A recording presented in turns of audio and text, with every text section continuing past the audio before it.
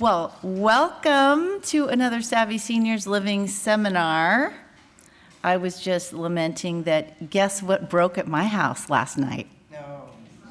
The AC. Well, sure it did. Sure it did. Anyway, that's all good. We'll figure it out. Lots of cold washcloths and I don't know. Okay, well, let's do our little housekeeping first.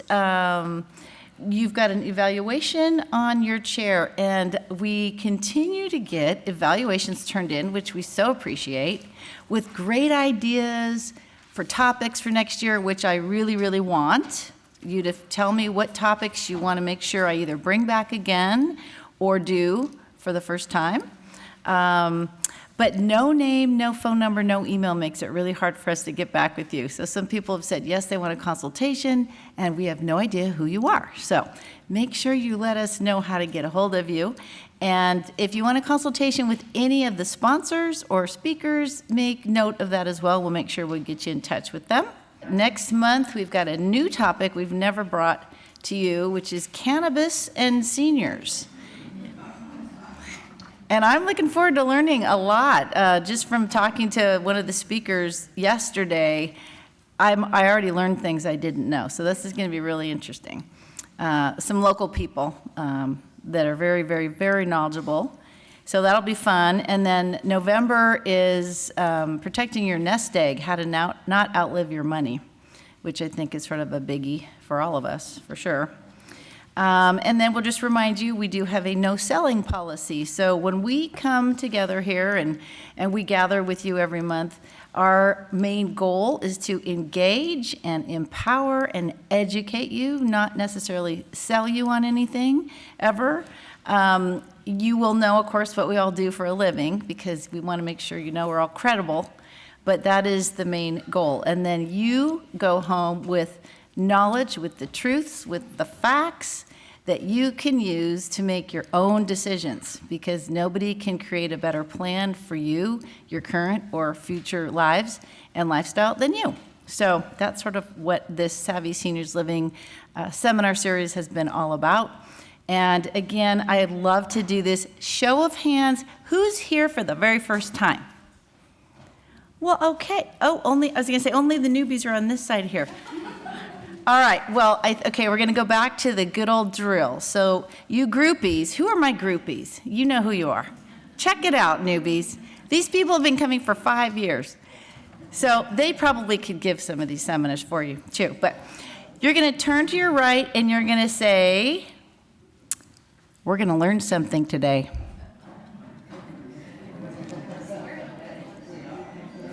Now turn to your left and say, it's about time. It's about time. All right. Perfect. We ready? Okay. So we have held in the past panel discussions about 55 plus living situations and options in general. We've covered the gamut. We've had just separate seminars on just independent living and what that means. We've had seminars on just continuing care retirement communities or life plan communities. Today, we're going to focus on assisted living, right? And there's always an overwhelming response to this topic. We had over 100 people sign up. I know a couple people decided to stay home because it was too darn hot to leave their house. But we're going to just kind of review a lot of different information about the details of the various types of communities. And I'll ask the questions of our expert panelists, and then we'll save your questions till the end. And you always have great questions. So if you're like me and you have a question, if you don't write it down, you might forget, just jot it down on the back of your evaluation, then you'll remember what you want to ask at the end. We'll definitely leave time at the end for questions. And then everybody have a raffle ticket today? Yep, okay, perfect. We'll do the raffle at the end too. So, great. Well, then we're just going to introduce you to our wonderful panelists today. And I think I've known most of these ladies for quite a few years. Some probably over 10, I would say. But we're going to start with asking Pamela, to share who she is, what her role is, her experience in senior living, and I guess why you're in that business. Good morning. My name is Pam Campbell, and I currently I'm a marketing director at Oakmont Senior Living. We have two communities in Concord. The one I work at is Oakmont of Concord, and my partner, Michaela Olson, works at Montecito in Concord. I've been in the business for about 15 years. I love it. I get to help people every day. Every day is a different day, and it's a really special occupation, I think. Aw, Mary, tell us about you. Good morning, everybody. My name is Mary Graffilo. I'm the retirement counselor at Carlton Senior Living Pleasant Hill Martinez. We have 4 different Carltons in the Contra Costa area, all hitting different parts of the physical spectrum or the physical need. I started off in senior living at Carlton Senior Living Davis. Once I graduated from UC Davis, I knew that I wanted a career in senior living. So I started off as a care partner, which is what we call our caregivers, and kind of worked my way up. So I've been with Carlton for 5 years now. And my true passion is being able to help families and prospective residents be able to get the answers that they need and hopefully see that Carlton might be a good fit for them. Nice, nice. I'm going to skip you, Christine, because you're a little different. And Fleta? Hi, good morning, everybody. Welcome to the new people and the old people as well. Hey, we're not old here. There's no old people here. Sorry about that. Actually, I think it's great, the crowd here. It looks like they're here to make the decision for themselves rather than seeing a bunch of adult children in the room. So congratulations. I work for Atria, and I'm in my 17th year there. Prior to Atria, I worked for Energizer, so I sort of bounced my way into senior living.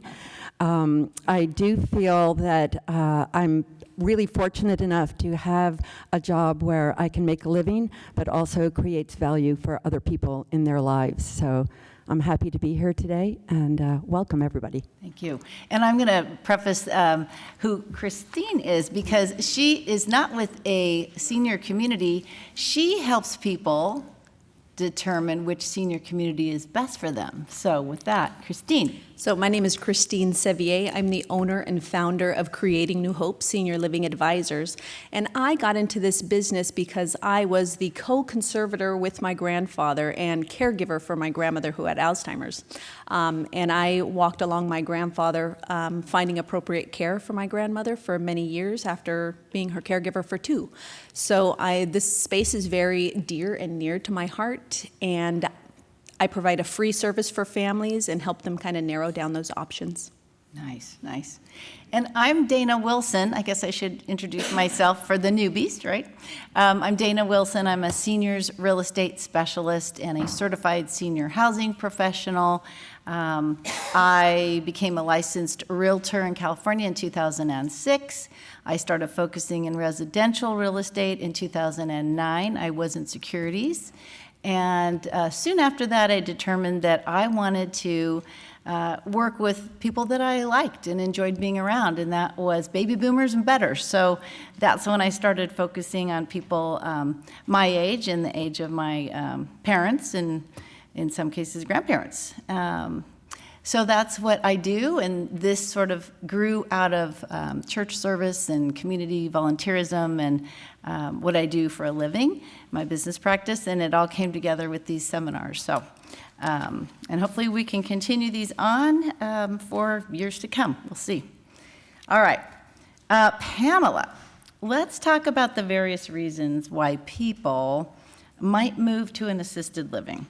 And think about the people that have maybe moved into your communities recently. What were their maybe top 3 or top reasons why? Okay. I think I can think of 3 top reasons right now. One is there might be a couple where one of the spouses needs a little extra help with something, maybe some medications or helping with showers and things, and the other spouse just doesn't feel like they're up to the task. So sometimes they move into assisted living so they can still have, an independent lifestyle, but the spouse can get the help that they need. Often what we see is we have people, could be couples or a single person who maybe is living in a 4,000 square foot house, and they just don't want to do it anymore. They don't want to have to hire the pool service and the housekeeper and all the things that they have to do, and cooking starts to be overwhelming. So often people make the choice to move just for a different lifestyle. They want to downsize and have a little more fun. I have a woman who just moved in, and she decided to move in because she was recently diagnosed with mild cognitive impairment, and she wanted to move while she was able to do so. She did not want her children to have to deal with the decision to move, so she made the decision to move in so she could be in a place that would support her as she went through her process if she did end up having dementia. So those are three reasons why I think people move in. Yeah. Ladies, anything else you'd like to add to that might be different than what Pamela just shared? I just want to add that one of the reasons people move to assisted living is perhaps that they're lonely. You know, it's a place where you're going to find community. So you're going to find support, you know, a safety net underneath you, but you're going to find community and camaraderie. I definitely will have to piggyback that. I think reimagining a maintenance-free lifestyle in a supportive environment is key. And I will also say, if you are a couple and you are the primary caregiver for your loved one and you no longer like the caregiver that you are becoming, it's time to move into a supportive community and get that help so you can reimagine that relationship. I mean, that is so important, and I know that's one of the things that a lot of families don't talk about, but it is key. Yeah. Good point, good point. Fleta, what are some of the different apartment options available out there in general, right? And talk about like the size, bedrooms, kitchens, amenities, in general. Yeah, in general, in assisted living, there is a wide array of apartment sizes, but I'd say for the most part, because we're providing care, apartments are organized in a way that we can deliver that care effectively. And really, you can have a studio, you can have a large studio, you can have a one-bedroom and a two-bedroom. And I would say that that's really about the limit. And I think that's one of the big, you know, sort of hurdles for you folks coming from your own home. If you think, oh my gosh, what about this? What about my garage? What about, you know, my dining room? And, you know, I ask you, when's the last time you had a formal dinner in the dining room? So, you know, it's really, you have to give up something to get something, but in assisted living, the apartments don't have full kitchens. For the most part. Usually there is a stove, usually there's a microwave, a refrigerator, a kitchen area, because usually all 3 meals are included in assisted living. So that's one of the bonuses, is that you're going to the dining room and dining, you're not cooking, you're dining in the dining room. So that's generally the footprint of the apartments, and you know, I know that coming from your own home, I think that's one of the big obstacles, but I think when people look at really what they're going to get, it's hard to measure. You have to think about what you're giving up, but also what you're getting. So that would be my feedback about the apartments. It's kind of just like any apartment building. And what about outdoor space? Like, that's a big deal to me. Mm-hmm. So when I move to an assisted living someday, I'd probably want something like that. That's a great question, and every community is unique. I would say that most communities do offer some sort of, certainly there is common spaces that are outdoors, courtyards and walking paths around the buildings, and a lot of the buildings do have patios and balconies. So you can have your own sort of piece of the rock, as it were, and still garden and still have your patio table and still have that sense of outdoor space. But you just have to give up that lawn that you have to mow. Yeah, I think that'll be an easy thing to give up.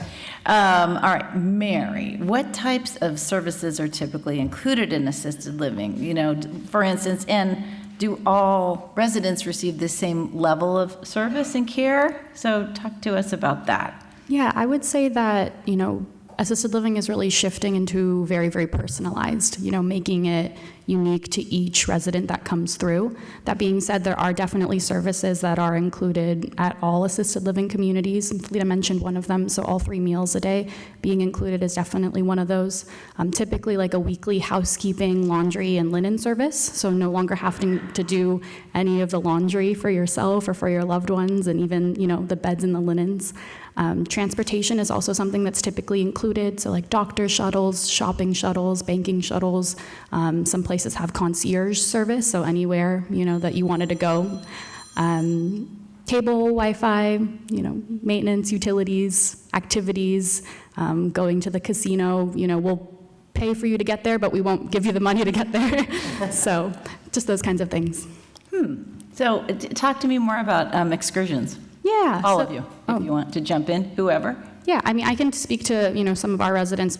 Last month, we went to like the Petaluma Cheese Company, so they'll go up, grab some cheeses, be able to eat at a picnic up there, casinos, shows, leisure, those kinds of things that are local to this area, but things that you continue to enjoy now, we really want to make sure that our residents understand that they can still do that at an assisted living community. I think in most communities, the activities, people work with our residents, and the residents really get to help direct where they want to go. So often, I know in our community and others, residents will often say, hey, can we go see this show in San Francisco, or can we go do this? And I think most communities will try to make it happen. Everybody is in the business of trying to make you all happy, so we're going to try to do whatever we can to get you out and about. Felita? I was just going to say the same thing, that really we try to tailor the outings to the individuals that are living in the community. It's always the really sophisticated person that comes in on the day that the bus is going to the Jelly Belly factory, but that can be a very full bus. We do still go to the De Young and to the Dean Lesher, and it's just the Airplane Museum. We really try to meet the needs of all the residents, guys as well as women. So thank you. Nice. So Felita, since we're on you here and talking to you, what might disqualify someone from assisted living? So that's a pretty deep question, I think. Honestly, the process for coming is really that one would get something called a physician's report filled out by their doctor, and that then our nurse, there's a nurse in all of our assisted livings, that nurse would use that form to conduct an assessment, which is basically a visit with the nurse to talk about your current physical and mental health status.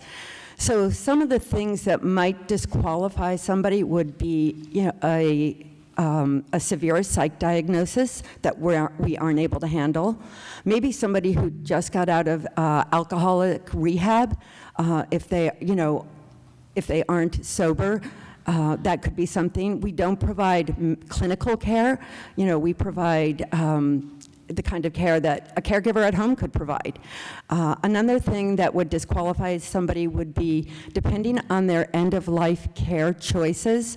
So if somebody wanted to be on a feeding tube, or they would not be able to stay in our community. So if somebody wanted to go on hospice, that is somebody who could stay through end of life in a community.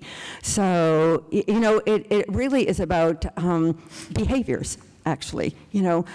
Basically, these are safe communities, and, we have an obligation to keep them safe and healthy, and we wouldn't want somebody who was in the community that was, super disruptive, so. Anything anyone wants to add to that? I would just say that assisted livings are not medical facilities. So there are a lot of things that we can't take medically. Somebody may have a diabetic ulcer that, is open and needs treatment. We generally couldn't take that. The feeding tube, things of that nature. Anything of a real medical nature, we would not be able to take. What about medication management? If you have to take pills, your Monday through Friday kind of deal, can you do that? Yes, that is something we can provide. So what we're doing when we provide you with your medication, let's say you're just a little bit forgetful or you just want someone to do it, we are following doctor's orders. We're not interpreting the orders, we are following them specifically. So if you're supposed to have your medication, at 6 a.m. in the morning, then that's when we're going to bring it to you.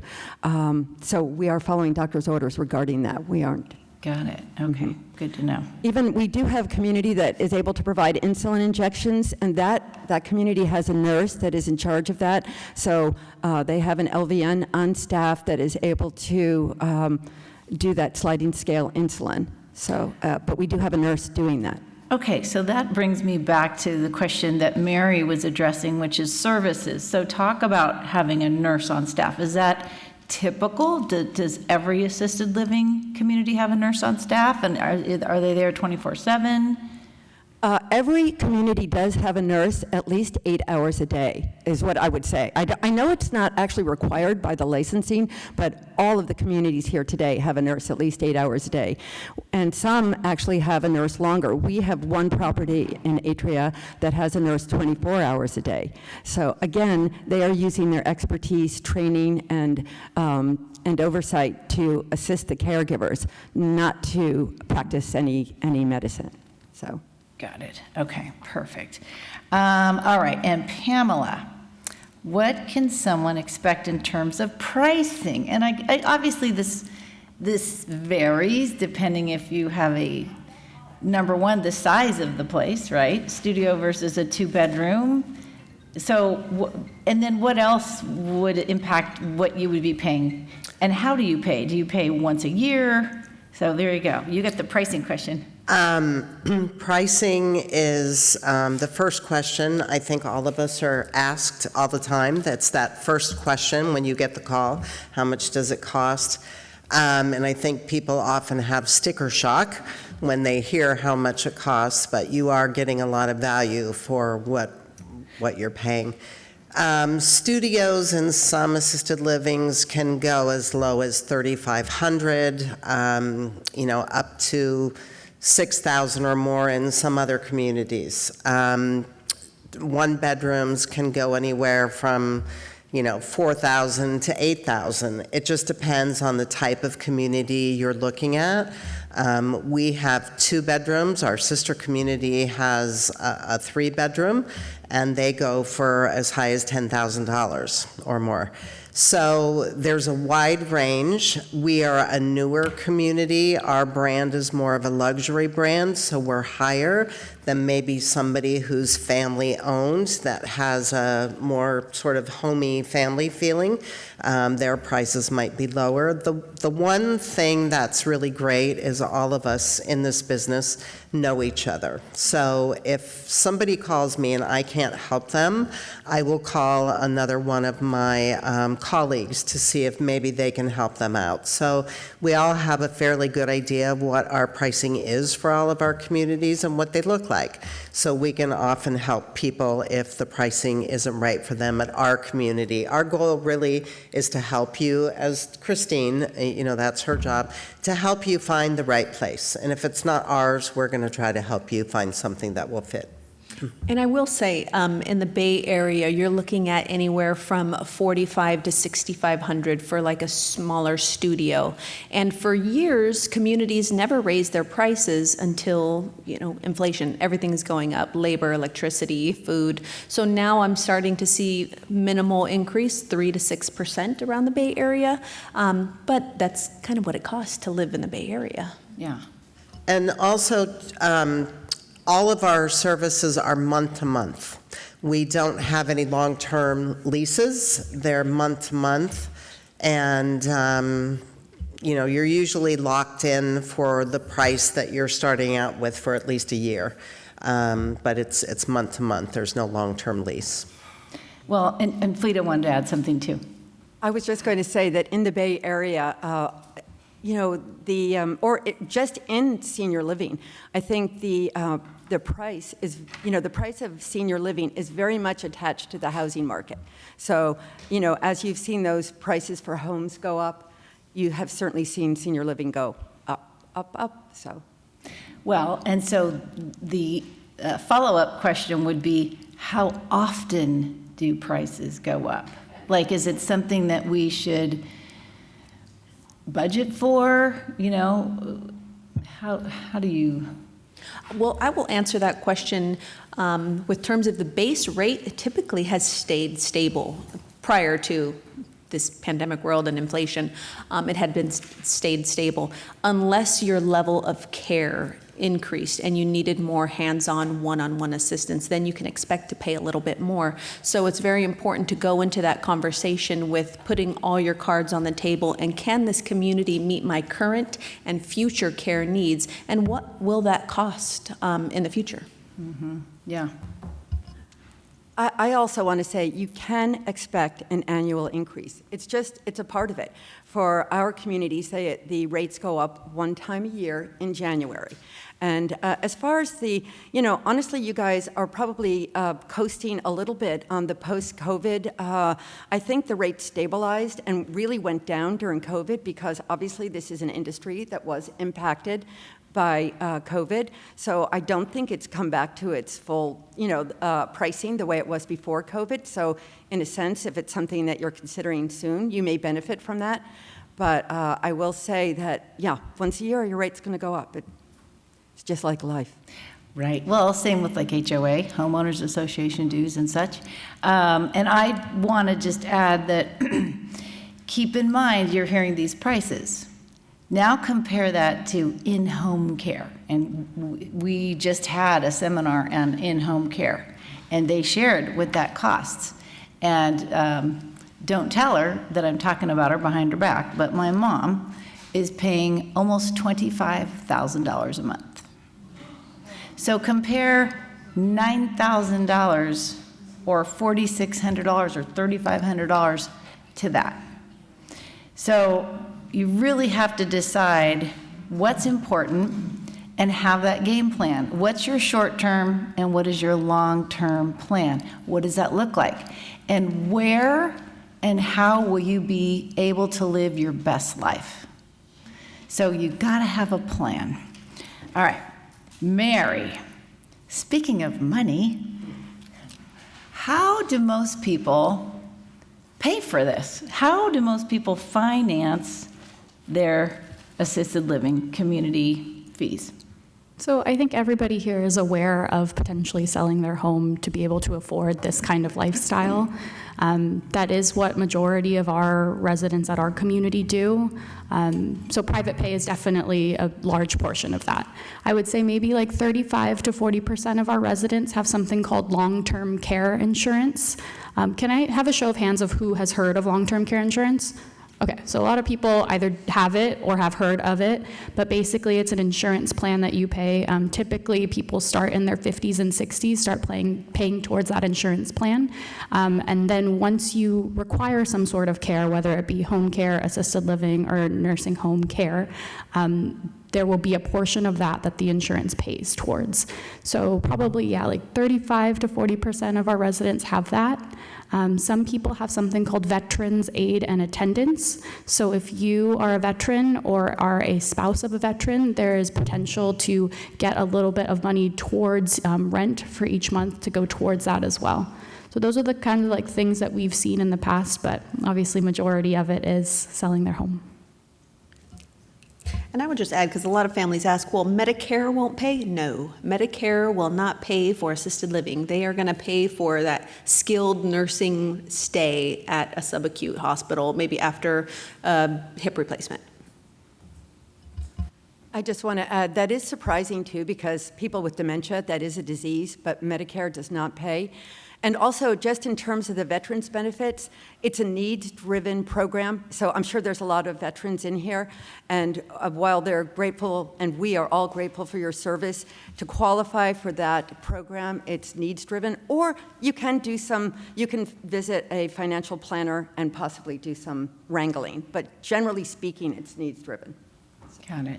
I do have some financial advisors that I know and like and trust that have a very deep understanding of veterans aid and attendance and VA benefits in general. So if you ever want a good name, let me know. And I'm sure some of these ladies do too. Anybody else want to add anything to financing? No? Okay. Mary, what are some of the misconceptions or myths about assisted living? Like, what do you hear most often? Well, I've written down a few. I think the first one is that assisted living is a nursing home. You know, you come there to die potentially, and that's just really not what it is anymore. I don't know if it was before that, but you know, assisted living has become very much a social environment, somewhere that you go to. The hot buzz phrase is refire, not retire. So refire your passions, refire the things that you used to enjoy. Do the things that you maybe feel like you couldn't do, but maybe they're modified in some way, shape, or fashion. So that's one of them, that, you know, this is some sort of nursing home and that there are only people in wheelchairs there. And I think that there's a lot of fear driven by this kinds of decisions. And, you know, you have to really come in and just see that that's not what we look like. That's not the way that our residents live. Another one is that you'll lose your independence for whatever reason. You know, a lot of it is called independent living. So, you know, a lot of our residents, I would say maybe 40% of our residents are completely independent, not receiving any personal care, but they do, you know, enjoy the meals, the not having to do any chores anymore. And that time that was spent doing those things around the house is now spent living your life and enjoying your life. The last one that I wrote down is that any of us here are going to sell you on our community, that we're somehow going to wave a magic wand and give you that perfect thing and sell you on something that we are not. And that's not any of the reason that we've joined this industry. You know, we want to make sure that we do the right thing by you, by your families. We provide some sort of relief to you, and we see our residents really thrive. So that's really our goal. And I would like to add to that, how many folks in here like to go on cruises? Okay, so assisted living is like a cruise on land. It is a cruise on land, and they are beautiful. If I could move in today, I would move into some of these communities and have them take care of me. And then I would also like to just kind of point out, I would encourage you to ask your children how much peace of mind they would have if you made this decision on your own. Because there are fires, there are emergencies, and you can be on a cruise on land with a call pendant button for someone to respond just in case there's an emergency. Yeah, for sure. All right, Fleta, tell us about a day in the life of a resident. Well, you know, basically, your day is however you determine it's going to be. You know, in assisted living, we don't make anybody do anything. I mean, you don't have to get up and go to the dining room by 9 o'clock. Basically, you decide. This is a place where there are, you know, many, many options. But if you're somebody who wants to be on the peripheral and just listen to, let's say, if an entertainer comes, you don't want to be, you know, you don't want to be in the middle of everything, maybe dancing, maybe you want to be on the peripheral just listening to the music, that's fine. That's your option. I mean, I've seen everything from wheelchair races in the hallway to, you know, all sorts of things, you know. And I do, just to speak to the misconceptions, you know, just because you see somebody in a wheelchair or you see some walkers, or those people could be sharper than you. You have no idea, you know. I mean, this is a place where people have come for community. And I think even if you're not somebody who's like a peppermint patty and wants to be in the mix, you know, you can still enjoy, you know, chewing the fat with another person over dinner, or sharing your life experience, or maybe you had a career in common with somebody. And for a lot of people, you know, they're home alone with their iPads watching the news, or, you know, watching, you know, reruns of Gilligan's Island, or, you know, who knows what. But I mean, you know, life can be very narrow when you're at home by yourself. And I just think, you know, when you come to assisted living, it basically, you know, expands your opportunities. Yes, the 4 most important things are breakfast, lunch, dinner, and mail. You know, that's just true. That's the truth of assisted living. That's what people care about. But, you know, people have found, they make new friendships. I mean, honestly, this is not a reason to move in, but I've seen love affairs happen. So I'm not promising that, but but the truth of it is that people find each other there. And one of the main reasons for coming is really to have fun and to continue on with life. I think it takes a lot of courage to keep moving forward in life. And I mean, that's why when I see this room full here, you're deciding for yourselves. There was a fellow at Atria that, he used to always introduce his daughters and say, these are my handlers, because they moved him in. He didn't make the decision. So I think, the fact that you're here doing this research, and, assisted living can be anything you want it to be. I mean, we had a fellow that built models and displayed them. We've had art shows. You can still do the things that are of interest to you. You may not have that big, giant drill out in the garage that you had, or that saw, but you can still participate in life on maybe a little bit different level, but there'll be a lot of new things, too. So I say, welcome. I'm going to ask Nahid.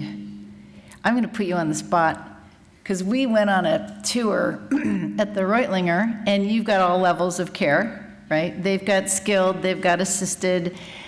I mean, you have some amazing things that I haven't seen at some communities. Again, not a sales pitch, but just to kind of broaden your minds about what you could be doing.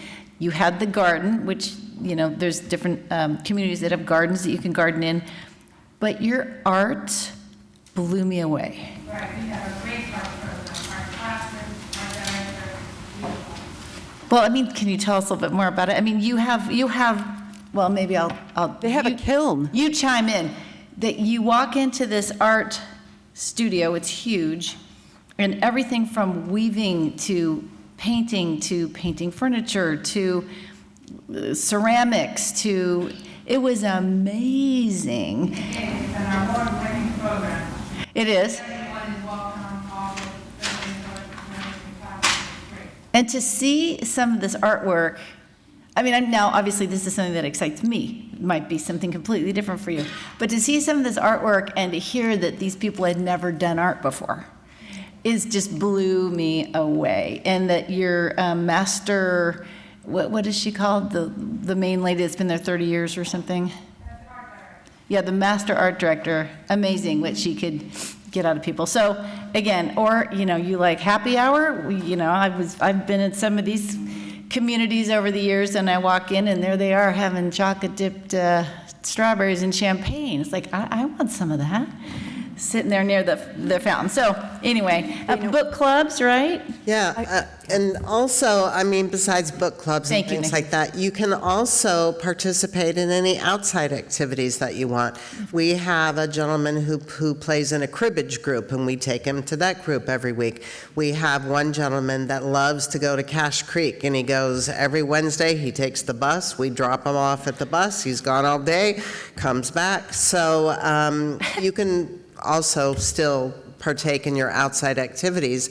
But the nice thing too is if you are in a bridge club right now or cribbage or a book club, we all have spaces in our communities where you can have people come in. So you can invite your friends to come in. You can have your book club at our community. You can have your bridge club. There are spaces where you don't have to do the entertaining anymore. We can do it for you, but we have a space for you to do that in. So you can still participate in things that you used to. That's a good point. Anything? Yes? I was just going to say another thing that you might do in a community that you wouldn't do at home is exercise. Yeah. Nobody wants to exercise at home alone. But when you come to a community, there's exercise opportunities, usually once or twice a day. We even have a physical therapist come into our communities that leads classes. So, and there's usually some sort of a gym with some, exercise equipment. So you're not going to get off the hook. You have to exercise. You don't have to if you don't want to. You don't have to. All right, Christine. Now, we're getting to, okay, fine.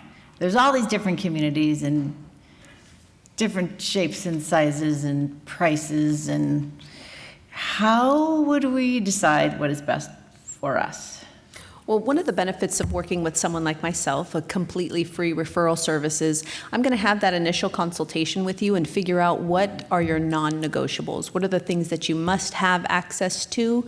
Do you want to stay in the location for your doctors? Maybe you have some specialists that you see. Or is outside space really important to you? I know that Atria in Lafayette has a beautiful outdoor space. You wouldn't even feel like you're confined to a patio. They have one of the best outside door spaces. So I just think it's really about an assessment, understanding your current and future care needs, your budget, and then narrowing down those 3 places and going to take a tour, going to visit. If, on their activities calendar, it says cribbage at, 12:30, go check out the cribbage club. Go see who's there, try the food, and get to know your executive directors, because the buck stops with them. And I always encourage people that are going into assisted living and independent living. Title 22 regulations state that communities have to have a resident council. So you guys are essentially in charge of what the activities and what the community looks like. You get to have say in what you want your community to do, to be, and to look like, which is a great benefit. I just want to say one thing about determining the specific community, and I'm a feelings kind of person. I say that I can tell Dayna that I want to go look for a 4-bedroom, 2-bath house, and I want these things in it, and she'll show me 10 houses. But it's the one house that I walk into and just say, wow, this is the one. I mean, I think we've all had that experience when we bought a house or rented an apartment. When you walk in, it's just a feeling that you have that this is the right place for me. And I know for us, we're a fairly new community, kind of modern. A lot of people come in. I've had people come in that say, I could never live here, it's too nice. It's just too nice. And it's true. And there's other people, we're a smaller community. Some people don't like small, so that feeling of the smallness, won't feel right to them. But going to a bigger community where there's, more people might. Somewhere that, feels a little more homey might be the right place. So I think a lot of it really does have to do with, your feeling when you're in there. What are the people like? Are they friendly? Is the staff friendly? How do you feel? How do you feel when you're there? That's a really good point, for sure. Yeah, you will get a feeling. And I know Christine's now going to talk about questions to ask when you tour a community, right? And what you should be looking for. And I want to know, do you tour with them? And again, you already shared your services are free. Yep. So what questions should we be asking when we tour a community? So I would just make sure that it's a culturally good fit for you and something that you would like. Definitely take a look at that activities calendar, and don't withhold information. If you know you have a complex medical issue that, or maybe is in your lineage and it may come up later, have those early conversations now and create a care plan around that, and make sure that the community can manage those conditions as maybe things start to fall apart and if you decline. So that's important. And I also think if you're a couple and maybe if you have a spouse that has mild cognitive decline, really start having those early conversations of what will this look like when my wife or husband needs a little bit more care than I do. So there are a lot of questions, so it's very individual. So there are a lot of questions, but it just really determines, it's about who's looking, really. Well, so some of you have my Downsizing Made Easy workbook, 41 pages. But in there is a list of questions to ask when touring a community. And some of these things may include, and we've talked about this before, can we take our dog, right? And how many dogs can we have in our apartment? And can I bring my 4 Great Danes, right? I don't know if I can bring them or not. When are meals served? So I sold a home in Danville, a darling couple. They moved. I'm surprised because I thought they would stay in Danville because their kids were in Danville, San Ramon. And they moved to the community across the street. And I said, now, why did you choose that one? And it's not that one in particular, but the point of why they chose it was they said, well, the communities that were nearer to us that would have been a good fit for both my husband and I, made you eat dinner at like 4:30 in the afternoon. And she said, I may be old, but I'm not that old. I don't need to be eating my dinner at lunchtime.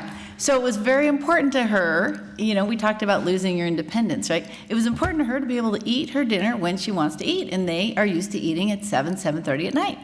So that was something that was a must-have on their list. So you kind of have to start thinking about, well, what do I have to have if I were going to make this change soon or down the road, or maybe never, but maybe in your back pocket you still want to go see some of these places for the what-ifs in life that can throw curveballs at us. When can you have those meals? And look at the staff. Are they happy? Are they smiling? Look at even the people in management. Have they been there for years and years? I will say the good ones they have, that the staff is happy. And, happy staff makes happy residents. So that means they're being well taken care of, and it's a nice environment. So that is maybe one thing to think about. Look at maybe turnover and such. Gosh, where would I park my car? Can I park 2 cars?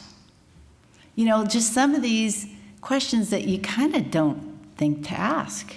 But it could be a matter of, let's say, a transition manager. What do you like to be called?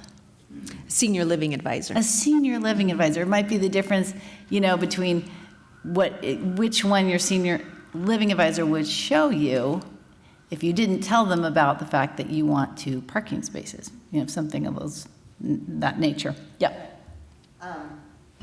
I just want to say a little bit about what Christine does as the senior living advisor, and I'm going to tell you what not to do. Christine is great, and we have some other local placement advisors that we work with who are local. Christine has been to our community. She's been to everyone's community up here. She knows the communities. So when I get a referral from her, I know that she's already had those conversations, those deep dives, and that she is showing them the community that she thinks is right for them. There are other placement services. I don't know if I should mention their names, but they're online, and they advertise on TV quite a bit. They are agencies. When you call them, when you get involved with them, they will just give you lists. They'll talk to you a little bit. They'll just give you a whole list of places to go see, and then you're sort of on your own, and then you have 50 people calling you every day. So those are not particularly things that we like to deal with, because a lot of the times the lead that we're getting from them is really not the right lead for us because they don't know us. So it takes a lot of time. So try to go to a local referral person like Christine. She comes to the communities with you and tours with you, and it's just a much better service for you. Yeah, I second that for sure. Even 2 of my best friends said, well, we called a place for somebody and we got a bunch of lists, but they were sending us all over to all these different places. Dayna, who do you know? And once they've been given your name, they own you, and you can't work with a local person. So just be really, really careful about that. I know we've talked about that in the years in the past. So local, reputable, trusted people that know the communities, that have been to the communities, and that kind of know the backstories of communities as well. Because where you're moving is more than just a pretty lobby, right? I mean, you can walk in and it's like, wow, this is really nice. Well, now we got to dig a little deeper. And what is this place really like? How's it run? And would I be happy here, and is it a good fit? And I like that, I think Fleeta brought it up, that you are here to make your own decisions, because this is not a choice that your children are making. They'll be making their own choices down the road about where they're going to live. You don't need to ask permission of your children where you should move. I mean, now this is just me talking, it's just between us, so. Don't tell your kids I'm saying this. But you want them, of course, you want them to be on the same page as you. You want them to be there to support you, but you want to be the one to say, Susie, Johnny, I want to tell you what I've been up to. I've gone and visited a couple of these places, and when the time is right, I've determined that either this place or this place would be where I would like to move to. Now, when the time comes, I would love your support. I'd love you to help me in any way you can, but that is what I've decided to do. So kind of just think about that, because I've had, and I hate to say it, but I've had more often than not women say that their sons won't let them move or won't let them sell the house, because that's where they like to come and stay when they go to the Cal games. Now, that doesn't sound very loving and supportive to me. So, anyway, just know that. All right, let's move on here. And thank you for bringing that up, Pam. The online situation, yeah. All righty. So we asked about questions. And remember, save your questions till the end. We want to make sure we're going to have lots of time. Christine, what would a potential new resident need to provide prior to moving in? Anything from their doctor, shots, anything special? Yep, so right now you would need a physician's report as well as a TB test and clear COVID. I think everyone wants a clear COVID upon moving in, and that's pretty much it. And what I do like about the assisted side is that it's month to month. So there's not a huge commitment like a CCRC buy-in model. So if it doesn't work out, you can find another place. Well, let's talk about that, because that is important. And that's a big difference between a life plan community, right? Life plan community, you're investing $400,000 to $2 million, maybe, depending on which one. There is month-to-month fees, and isn't there a little tiny kind of you move-in fee, first 90-day thing? Who wants to talk about that? Yep, for the CCRC model? No. I just want to ask, So for assisted living, there is what we call a community fee. Thank you.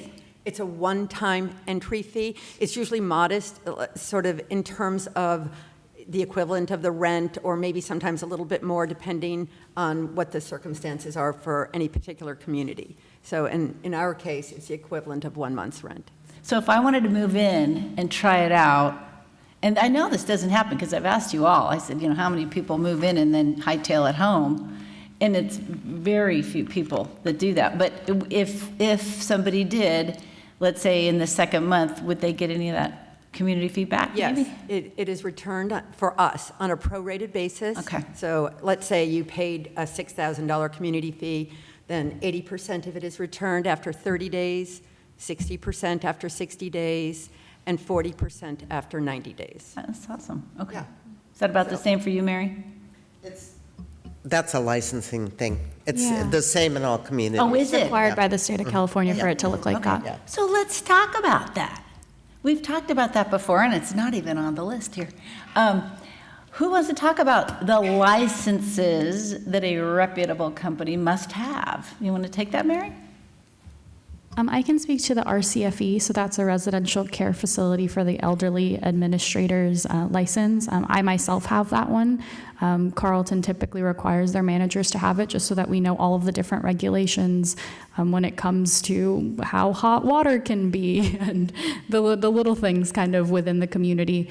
And RCFE is kind of the umbrella license for both boarding care homes as well as assisted living communities that are, larger, over 100 plus apartments, and they kind of delineate the different requirements depending on how large the community is. But there are so many different regulations that, kind of pass through our brain every so often because you're not aware of how many staff need to be on site overnight or during the day, depending on how many residents and Right. all those little things. Well, Frida, I was asking also, let's talk about the communities, the community licensing, not the individuals. What you want to add to that? Oversight? Oh, so there's an organization that comes, it's the LPA. licensed community, and they come to all of the communities, and they visit regularly, usually once a year, but sometimes more often if there's, a reason. And also there's an ombudsman that everybody can contact, and those phone numbers are posted inside the communities. And again, it has to do with the rules and regulations to make sure that everything's in order. I will say that in our community, we have something called quality enhancement, which is a lot more stringent than the licensing. And I would imagine that each community has their own internal system for looking at what's going on in a community. And just like Mary said, everything from water temperature to making sure that there's emergency food stored, where all the shutoffs are, the fire safety, the smoke alarms, all of it. It's really, really intense. So. And does every community have an emergency plan for their residents? Yes. Yes, so that's also required by the state of California. Required. Yeah, and their governing body is the Department of Social Services, and they really come down hard on these guys. So hats off to every administrator that has made it during COVID-19, because every week they were getting hit with new regulations, and they had to be compliant, and they would have an unannounced visit to make sure you have those COVID posters posted on the front door. I mean, it was... Along with the Contra Costa Department of Health. Yeah. So, which has been very active during COVID. Yeah, they really were, for sure. Oh, my gosh. Okay, let's see. So, Christine, how many communities should someone look at before making their decision? I tell families they should take a peek at like 3 to 5 communities. Okay. And really immerse themselves, meet the staff, try the food. Try the food. Or attend an event. So, talk to one of these guys. Do they have an event coming up in the summertime or Christmas, and check out some of their events and meet the folks there. And then, yeah, if you have a meal, maybe you could even ask to be sat with a resident and then pick their brain, right? Say, so, how long have you been here? Tell me all about it. What do you like? What do you not like? Blah, blah, blah. What do you wish you'd known? So I do focus groups. I haven't done one for a while. But maybe I'll get back to doing that. Focus groups where we get a group together in a community, and I'm doing it more for my continuing education, and also I will share anonymously what people have said with the community so they can always get better. Everybody is always wanting to get better, right?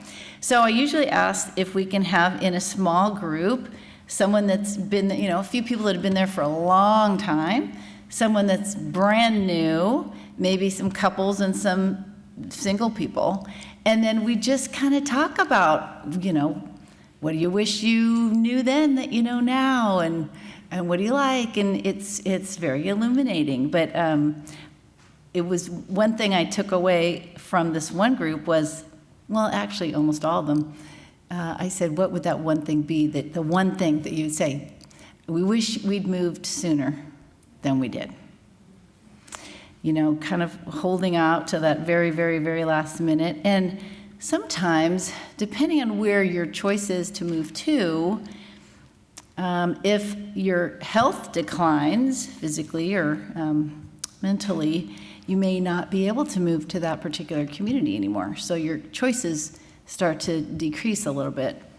I do remember another cute lady saying that it took her quite a while, and you've heard me say this too, to get used to going down to dinner.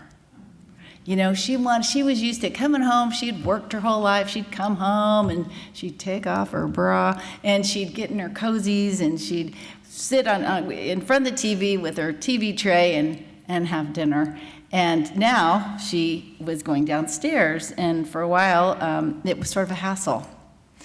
And then soon she started to embrace it. And, she said, it took me a while, so I want people to know that they've got to give themselves some time and be patient with themselves, because it is a change. It's a change. It's a big change.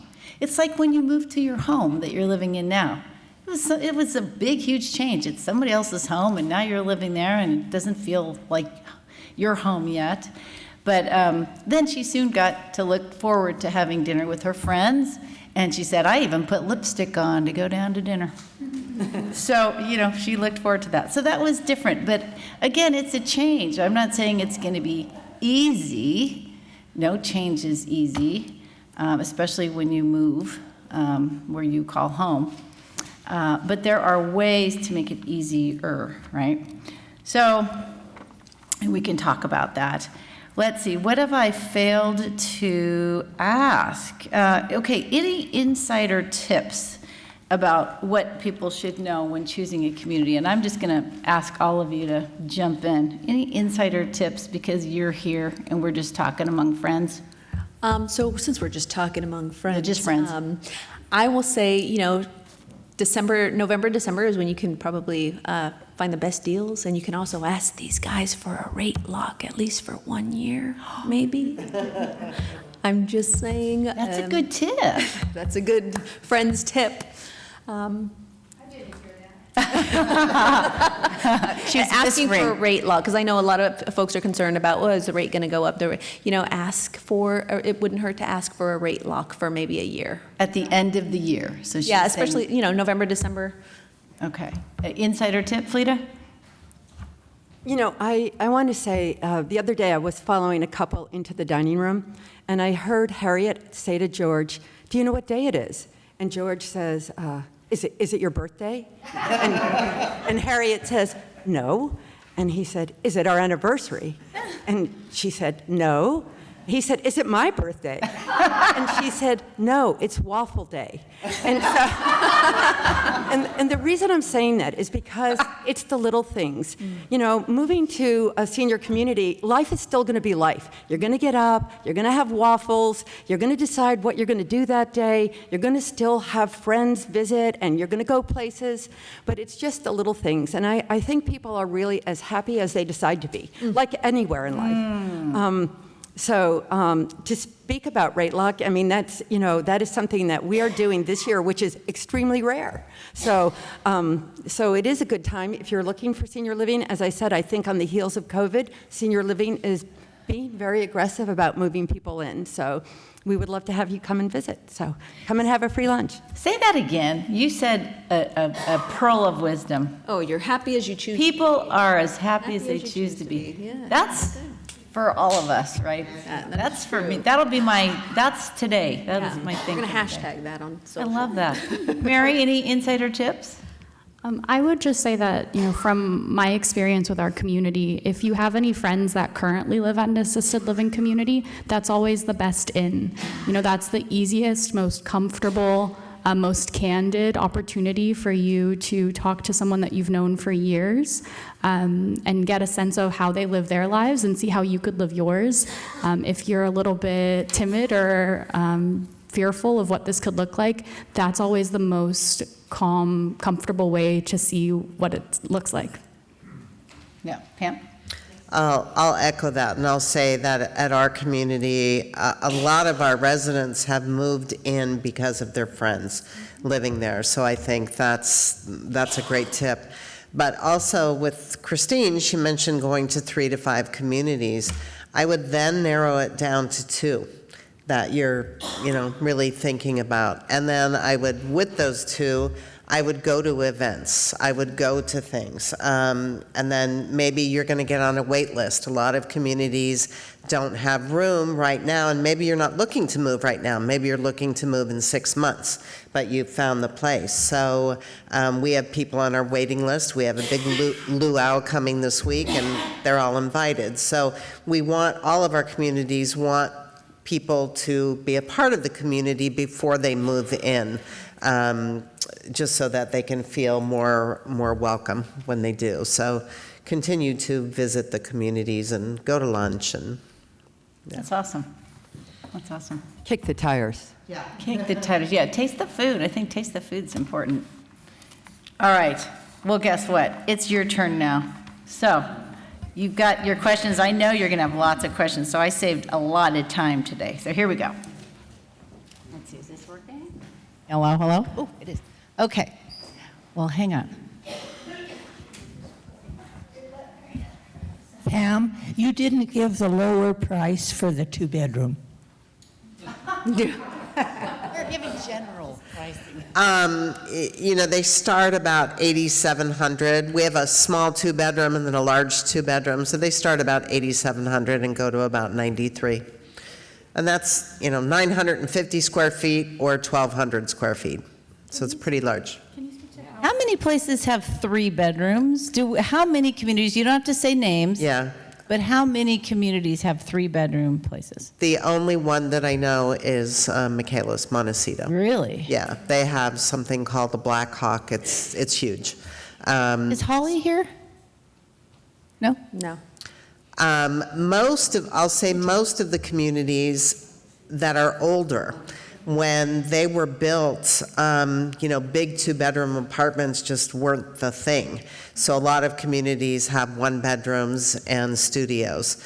Our community is only 6 years old. A couple of Fleeta's communities have been remodeled to accommodate some 2-bedrooms. We have full kitchens in ours. We have stovetops where you can cook and all that. So it's a little different model. Have you ever had anyone that has, and I don't know, maybe now I'm making trouble here. Have you ever had anyone come and get 2 adjoining and make it 1 big one? I'm just thinking out of the box here. Yeah, so that definitely has happened at our community. So just depending on the availability, if there are 2 apartments that are right next to each other, we've definitely seen people have those 2 apartments and kind of cut a hole through it and have one of those kind of doors. Yeah. We Questions? occasionally have that as well. You do? Yeah. Okay, cool. Occasionally. Any other questions? Okay. Don't be shy. You got really good people here to ask questions. All the pricing that's been mentioned so far has just had to do with the size. I'm sure there are add-ons. Tell us what else you charge for meals, whatever. Yes. And fee, are they points or levels Yeah. or all these other things? No, so I think what we're all talking about is just basic rent. There's basic rent for the apartments, which are the prices we mentioned. Now, all of us pretty much include the same things. So you're going to get 3 meals a day. All your utilities will be included. Some communities include cable and Wi-Fi, some don't. You'll get activities, you'll get weekly housekeeping, weekly laundry, transportation. So there are a lot of things incorporated into that rent. Then when you're talking about care, that's a whole different subset. And some communities also charge, let's say, $5,000 a month for an apartment, but that includes 1 level of care. So every community is really different on how they handle it. I'll say most just do rent plus care, but there are some that have a little bit of care included. And I will just piggyback that and say that can range anywhere from a level of care, 1 to 4 or 5, or a point system a la carte. You're looking at anywhere from maybe medication management, about $600 to $700 a month, to the highest level of care where you need someone to do everything for you, feed you everything. You're looking at an additional $3,000 to $4,000. It just depends on which community uses which pricing model. I did. Well, I was a little surprised that you mentioned somebody had mild cognitive decline, and yet they could come into a facility. I know that I've only gone 1 or 2 places, but you had to take the cognitive test in order to get in. And also, as you go in and you're living in your apartment, when you need assistance with something, is that inside your home, or do you actually go to another place to get that assistance? I'll answer that because of the mild cognitive. In our community, and every community is different, but I think most of our communities, we can allow someone to come into our assisted living with mild cognitive impairment or with dementia. And it just depends on the person and what's going on. So those things are allowed. We do not require well, in some cases we do a cognitive test, but it's not I don't know how to explain that. So each community is different, and what happens is that it's part of the assessment process. If somebody's cognition is clearly, possibly a danger to them or inappropriate for the community, then they would be guided maybe to a community that offers memory care. But a lot of times, mild cognitive impairment is just forgetfulness, and somebody who may need some reminders with their medication, help with their medications. So that could be appropriate for assisted living. So it's a wide range, and it can vary. And I think what's important too is to look at your future care needs and go to an assisted community that has a memory care unit. Yeah. And the other thing too is you mentioned, can you get the care in your apartment or do you have to leave? In all of our communities, we are all licensed for assisted living in all of our apartments.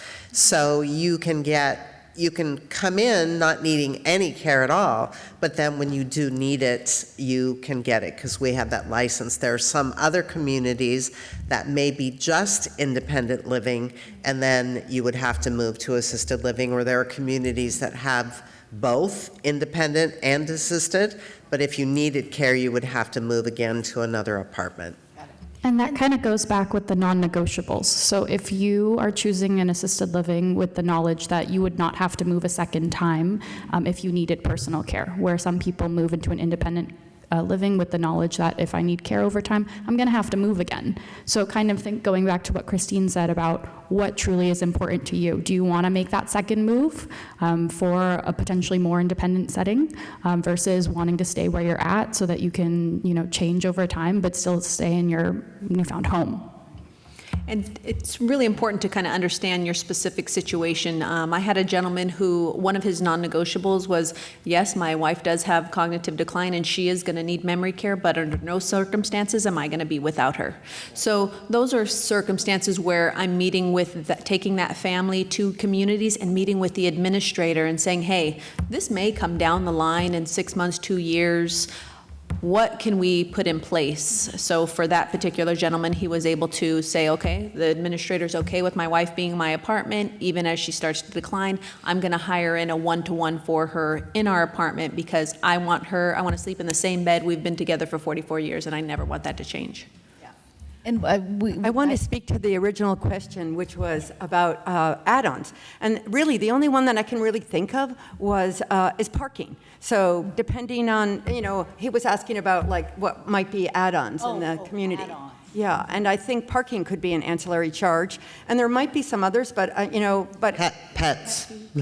Oh, yeah. Yes, a pet fee.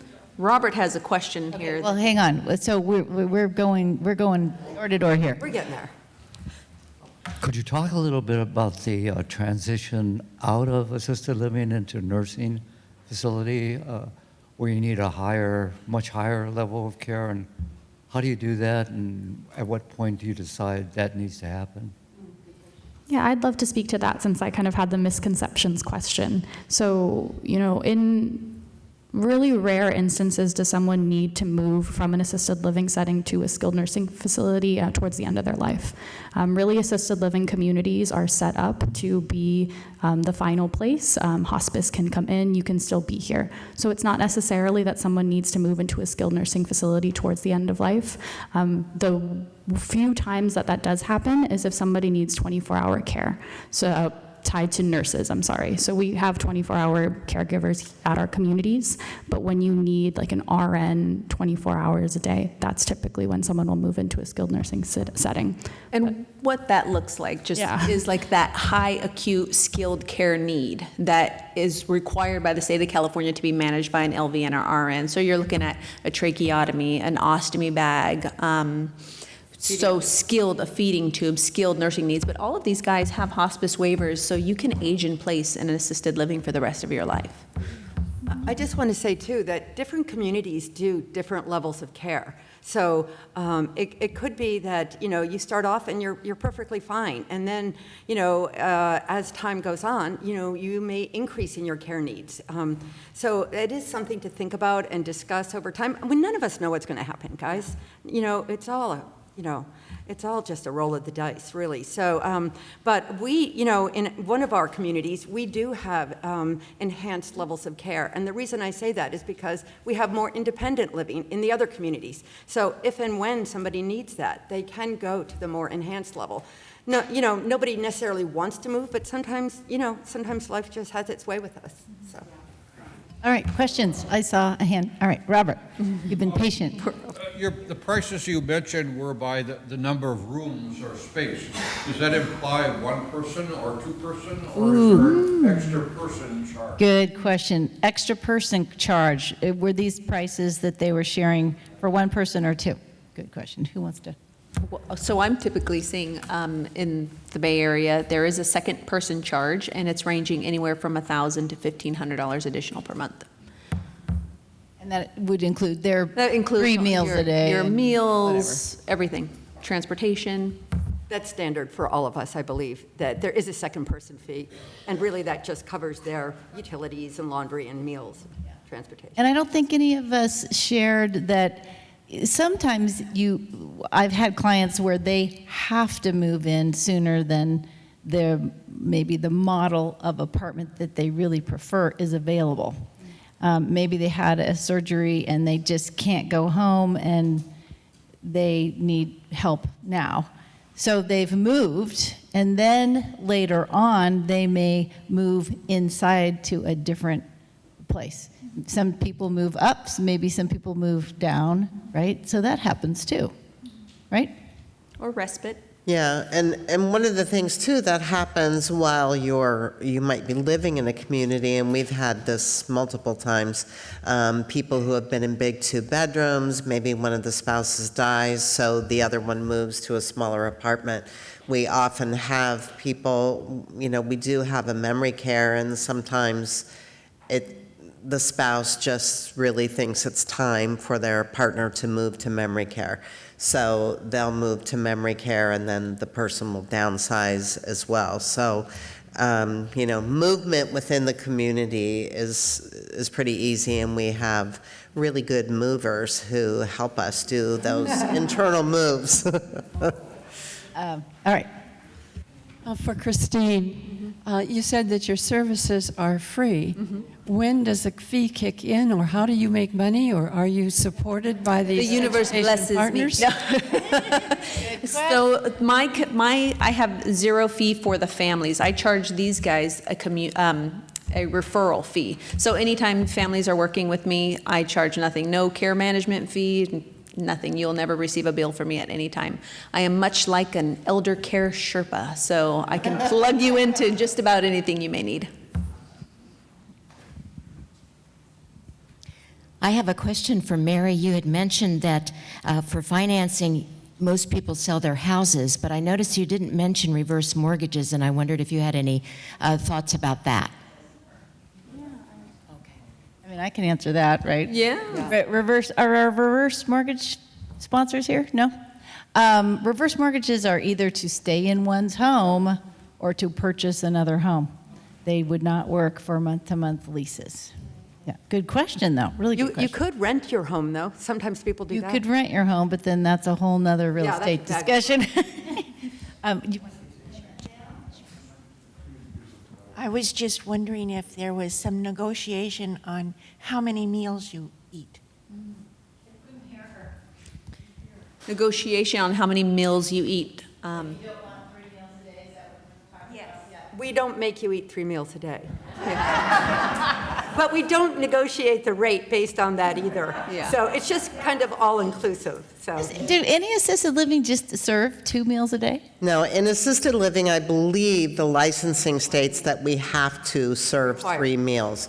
So you don't have to eat them, but I'm telling you, when people move in, they say, I only eat 1 meal a day, but 15 pounds later, they realize they are eating 3 meals a day because it's really nice to go down and have someone else make a meal for you. And cook. So, yeah. They're doing the dishes. Yeah. Questions? All right. How am I going to do this without stepping on toes? Do you want to hand this down? How long does it take to go through this process of checking it out, making sure there's an apartment available where you want to move and making the decision. Doesn't look like, we'd make it in a week. So are we talking about 2 months, 5 months? How long? I think that depends on you. Yeah. It can happen quickly if there's a need. So that's nothing to be afraid of, I think. And a lot of families come to me when your kids voluntold you where you're going to go, when there's an emergency and you've fallen, and now you're in a scenario where the skilled nursing facility says, hey, mom can't go home without 24/7 care. And then they start calling the 24/7 care providers and saying, what? $40 an hour? That's going to be $25,000 a month. So take a look, especially if one of your non-negotiables is a 2-bedroom, start looking now and placing those deposits and get on a list. Can I ask you guys a question? And we didn't bring this up, and it is an option, and it's not what you do, but talk maybe in general terms about the comparison, and some of it is very obvious, between a community and a boarding care, a care home, right? Because that is assisted living also, right? 6 people in a home, and I don't know about is it the same regulations? Do they have a nurse? So 6-bed residential care homes, I always tell families, unless you have buckets of money, but when you can no longer ambulate or advocate for yourself, I recommend that families move to a smaller 2-to-6 ratio, a smaller residential care home where there's typically 2 caregivers around the clock and just 6 residents. And especially if you're no longer utilizing the amenities, not going to the clubs and not participating in all the activities, and you're starting to need a lot more physical care. And yes, they are also managed by the Department of Social Services. They are also licensed. They have to have licensed administrators and adhere to the same regulations as these guys. And there are some really great communities around here. I have a few photos in the back of one. So yeah, that is an option when you have that higher level of need. Would we say that the costs are similar? So for someone in a private room in let's say the Bay Area that needs full care, like you need someone to do everything for you, you're looking at like $6,500 to $7,500 a month. Full care, and you're going to see a lot more price stability there because those are like independently owned and operated by maybe nurses or former social workers, and they are in a residential setting, a small residential home that's converted into a care setting. What about activities? What about activities? Not as many. So in the residential care space, you'll get a lot of hands-on care, but people are further along in the disease process, so there's not a lot going on there, and they don't have to have a nurse on staff. I think really the lucky people get to come to assisted living. Boarding cares, I think, serve a purpose, and it really is more of a needs-driven option. And I ask because I have a loved one who, 100% there mentally, can eat by himself, needs help bathing, needs help with medical management, cannot stand up. So needs help toileting, bathing, getting in and out of chairs, in and out of beds. So it sounds like just maybe a care home's the only option, because assisted living is not going to be in your apartment every 10 minutes moving you from a chair to a wheelchair to come down, right? Yes, they are. Yeah, it definitely depends. I feel like we don't have enough information on that person specifically. Right, I was going to say Lafayette, Dana. Yeah, Lafayette. unless you needed standby assistance. So I have a client that Parkinson's, and she's still with it, but she just needs a lot of help ambulating, and she's afraid. She doesn't want to be in her apartment by herself because she's afraid one wrong movement, she won't be able to hit that call pendant and call one of these guys. So it just really depends on the case-by-case basis, but all 3 of these guys allow the independent caregivers from different agencies to come in and provide that service. No, we don't, no.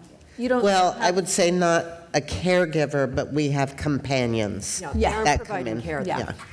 Oh, they're not providing care, so they No. can't do, but they could hit the call pendant button and say, hey, Fleta, send someone up, we need a change. Yes. Right, and we do Hoyer lifts in some of the communities. What I will say is that our caregivers, basically are our employees. And so when people want to have an additional staff in their apartment, it's considered a companion. We do have to provide the care. But I would say if the person is mentally there, there's no reason why they couldn't come down and be involved in the activities and all of that. Even if they were in a wheelchair, we could escort them. So I just from the sounds of it, I wouldn't place that person in a board and care. Just like Mary said. Interesting. Madame? Hello. My question is with regard to long-term care insurance. And is there a ballpark statistic you could say how much of it would cover a placement in assisted living? Yeah, and I can just speak from personal experience, so if anybody wants to chime in. But, I've seen some of our residents, it may be covered like $2,500 to $3,000 a month in it, but it just depends on your premium, how much you've paid, how long you've paid for. Yeah. Yeah, it definitely depends on your long-term care insurance policy or if you have CalPERS, and it's usually a daily rate that is paid, once a month, and it's based on receiving care. You need to have at least 2 activities of daily living to get your long-term care benefits to flow. I'd like to know succinctly, what do you think is the pros and cons of going with the type of community that you have versus a continuing care retirement community? Please succinct. Difference between assisted living and CCRC. CCRC is a buy-in model, so hopefully you got a bucket of cash and you're looking at anywhere from $400 to $1.2 million in a CCRC that you're putting down as a buy-in model. And you still have a monthly. And you still have a monthly. The assisted living world is month to month with a minimal community fee that ranges around maybe $5,000. Okay, we're going to take 2 more questions, do the raffle, and get you out of here on time. How many people are in the community, and if somebody's not going to breakfast because they don't want to, do you check on them? Do you know that they're okay? Well, in our community, we check on everybody after every meal. So in other words, we take it kind of like a mini attendance, if you will, not by name, but we check off their name to make sure we saw them or had eyes on them. And if we don't see them, then we call, and if they don't answer the phone, we go up and knock. Nice. Okay, one more question. Carol, make it a good one. No pressure. This is probably a minor question in the grand scheme of things, but I do have some friends who would not go into assisted living because they have a dog, an old dog, and they're just going to wait till the dog dies. So my question is, what do you do if somebody brings in a dog? I mean, do you have dog walkers? Who cleans? What's your program for a dog? Absolutely. So, our residents, and I don't want to just exclusively put dogs into a category because we have residents that have cats and birds and all the different kinds of animals as well. But pet care is something that we can provide to our residents, and whether that means the walks or being able to feed or being able to clean up after them, that's something that a lot of the communities have adjusted to because, we understand that those are furry friends, and we want to make sure that our residents have that part of their lives as well. And most will have a breed or a weight limit. Okay.